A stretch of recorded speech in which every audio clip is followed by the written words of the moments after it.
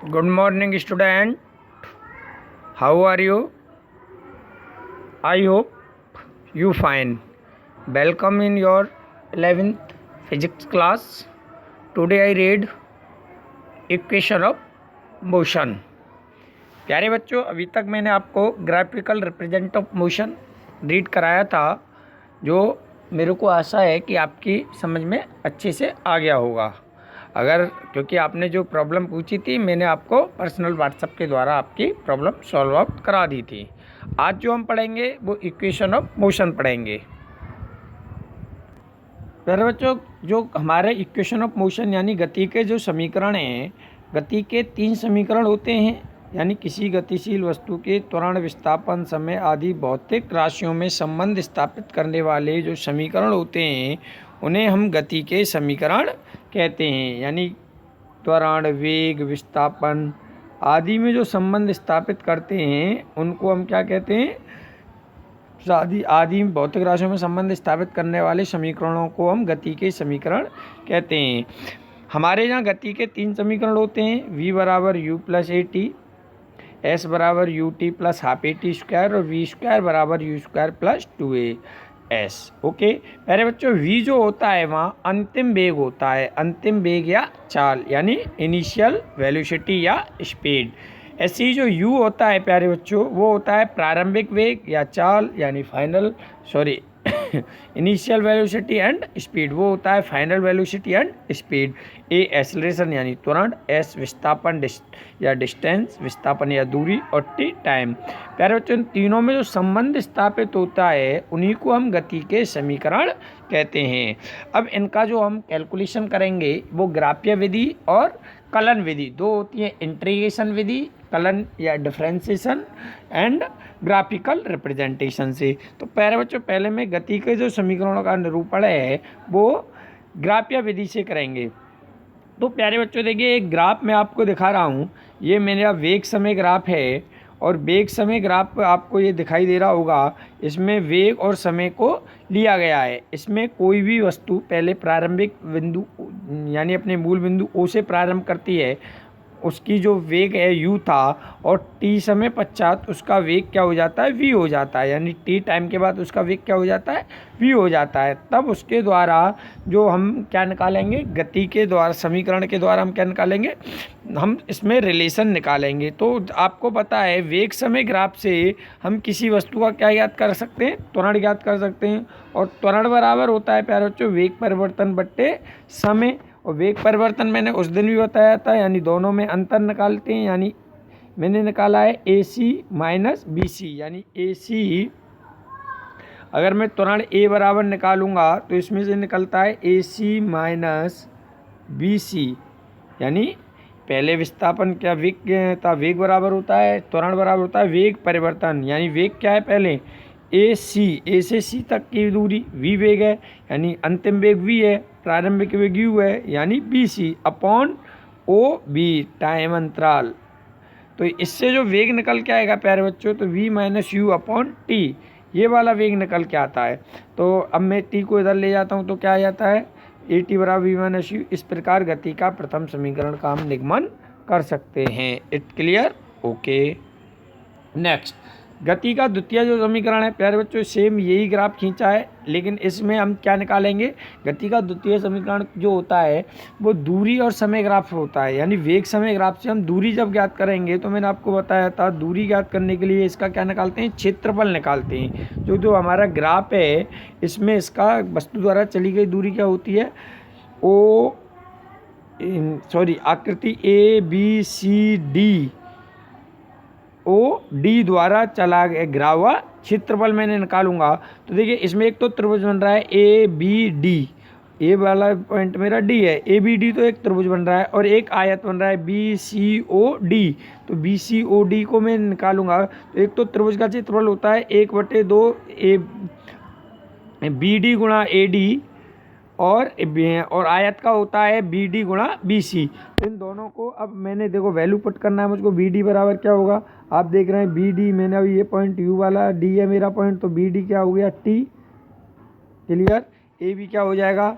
AB हो जाएगा v minus you यानी a से v की दूरी, तो AC तो है मेरा v और BC है मेरा u, तो AB क्या हो गया v माइनस यू, ऐसी BC क्या हो जाएगा u, BC क्या हुआ है u।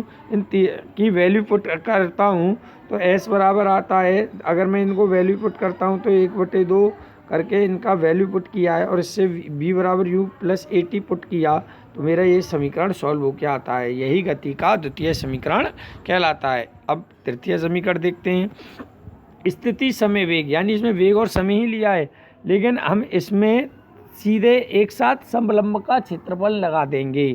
समलंब का क्षेत्रफल क्या होता है, 1/2 समांतर भुजाओं का योग इंटू उनके बीच की दूरी, यानी सब OD समांतर भुजाएं क्या होती है OD और A और C, तो OD plus AC into OC, इन दोनों को अगर मैं लगाता हूँ तो नाउ OD और AC सेम ग्राफ से इसकी वैल्यू निकालिए, OD बराबर U, AC बराबर V और OC बराबर T, वैल्यू पुट की, V बराबर U प्लस AT रखा, V माइनस UT बराबर AT और T की वैल्यू मैंने इसमें पुट कर दी, क्योंकि मुझको ये समीकरण जो है वो दूरी और वेग में संबंध स्थापित करता है, इसलिए T को मुझको क्या करना पड़ेगा, रिमूव करना पड़ेगा, यहाँ से विलोपित करना पड़ेगा, इसलिए मैंने इसको इस प्रकार से सॉल्व किया।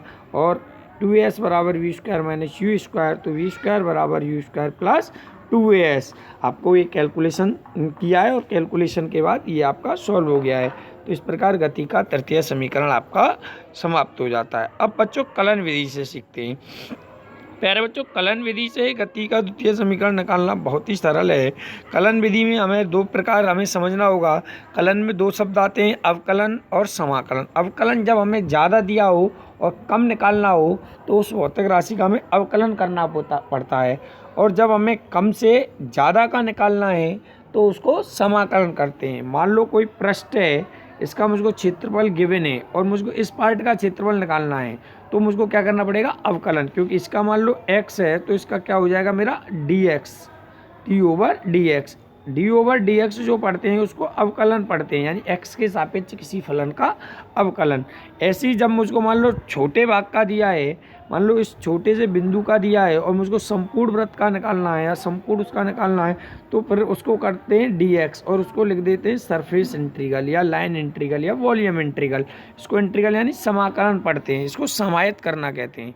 ओके, तो देखिए कलन विधि से प्रथम समीकरण निकालेंगे। माना कोई गतिशील वस्तु एक समान वेग त्वरण a से गतिशील है, प्रारंभ वस्तु का वेग v, u t समय पश्चात वस्तु का वेग v हो जाता है। त्वरण क्या होगा, वेग परिवर्तन बटे समय। मैंने आपको अल्प तात्क्षणिक त्वरण और तात्क्षणिक वेग पढ़ाया था, उसमें a बराबर dv अपॉन dt, तो वेग परिवर्तन dv बराबर a इंटू dt हो गया।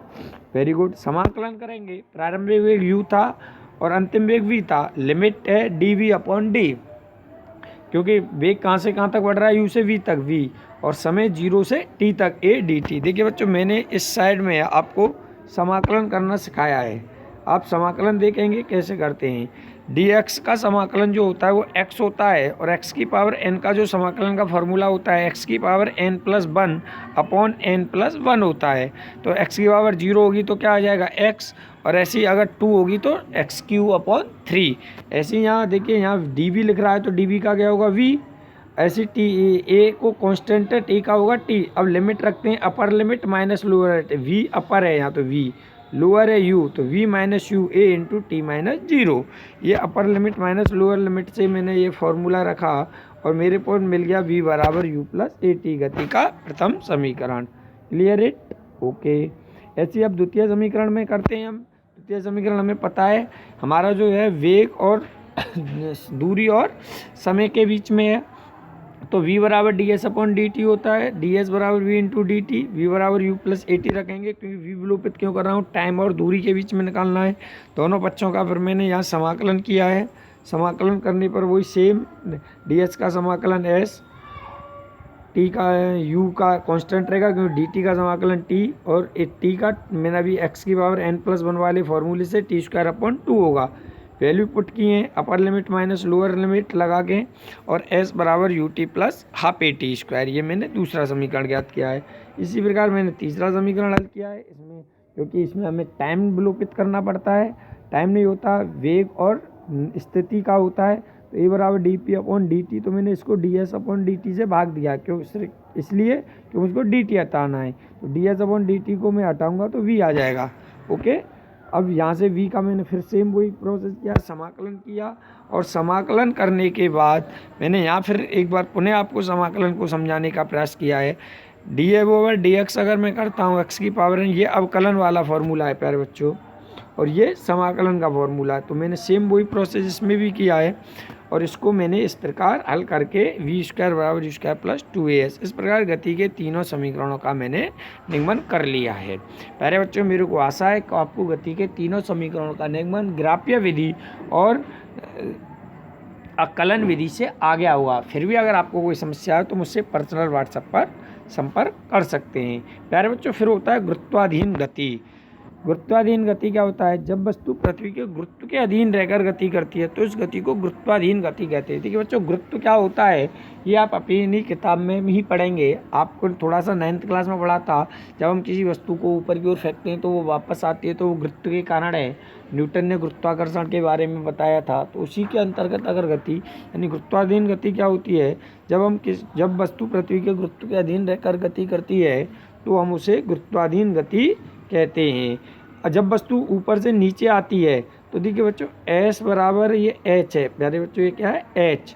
एस बराबर एच और ए बराबर माइनस जी। जब वस्तु नीचे से ऊपर जा रही है, यानी कहाँ में अगर कोई वस्तु को नीचे से फेंको और ऊपर जाए तो ए बराबर माइनस जी लगाएंगे, और गति के तीनों समीकरणों में ए की जगह माइनस जी और एस की जगह एच पुट कर देंगे, तो हमें गति के तीनों समीकरण प्राप्त होंगे। बी बराबर u minus g t, h बराबर u t plus u t minus half g t square, और वी स्क्वायर बराबर u square minus 2gh। V square बराबर यू स्क्वायर माइनस 2gh।